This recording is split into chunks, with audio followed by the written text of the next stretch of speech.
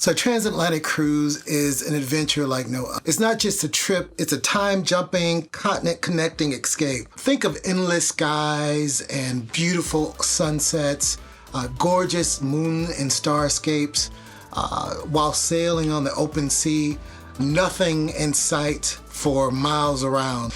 It's a mind-blowing journey from one side of the Atlantic to the other. Now, I've had my eyes set on a transatlantic cruise forever, and the timing was just never right. So I decided to look into the transatlantic cruises again and jump on the opportunity while I had it. There are usually two flavors of transatlantic cruises. There's the Queen Mary 2, which is kind of that classic cruise vibe that's always been around. And then there are the repositioning cruises. The repositioning cruises are cruises that cruise in Europe, and then they come back and they cruise in the Caribbean, Alaska, and other places. So the repositioning cruises are the ones that I looked at because those are so long. So the ones I'm looking at were anywhere between 13 and 15 days. And as most of you know, I absolutely love sea days. Those are my favorite days on a cruise ship. So I've got my sights set on 3 different cruises, each with its own allure. First up is the Anthem of the Seas, which sails October 15th. This one's got me intrigued because it's only a month away and it's the least expensive. The Anthem is an older ship, born in 2014, but it does have its own vibe. It still has Flow Rider and iFly and some of those innovations that Royal Caribbean are known for. Oh, and it has the best itinerary of the 3 cruises that I'm actually looking at. It visits the Canary Islands, which have always been on my list as a very exotic stop, beautiful beaches, and just a gorgeous landscape. So let's break down the itinerary for the Anthem. Day 1, we kick off in Southampton, England.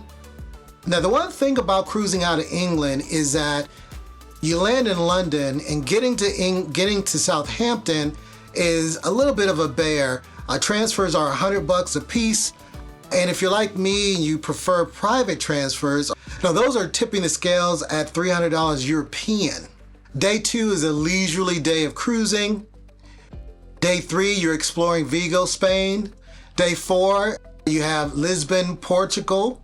Day 5, another relaxing day at sea. Day 6, Lanzarote, Canary Islands. Day 7, Tenerife, Canary Islands. I'm sure I'm not saying that right. And the day 8 through 12 are all sea days cruising back to back to back. Then you have a day in Bermuda overnight and one final day of cruising before you end up in New Jersey. As for rooms, a cozy studio is only going for $1,600 and a balcony room is only $2,800. So for 15 days, you cannot beat those prices for sure. So next up is the Symphony of the Seas. I call this a Spanish serenade because most of its stops are in Spain and it only has a few stops. So here's the itinerary for the Symphony of the Seas. Day 1, you have Barcelona, Spain. Day 2, Valencia, Spain. Day 3 is the day at sea. Day 4 is Seville, Spain. Day 5 through 13 are all sea days and cruising days. Day 14 is the Bahamas, and day 15 you arrive at Fort Lauderdale. And did I mention a whopping 9 days back-to-back sea days? That sounds like a dream for me. Now I know some people may not want to be at sea that long, but oh my gosh, I could just imagine how much relaxing and work and relaxing and writing I could get done 9 days at sea. And last on our list is the Sky Princess. The Sky Princess offers kind of the best of both worlds, and they really had a sweet deal that was hard to resist. I had a blast on Discovery Princess in Alaska, and this time I'm eyeing a reserved mini suite for just $4,700.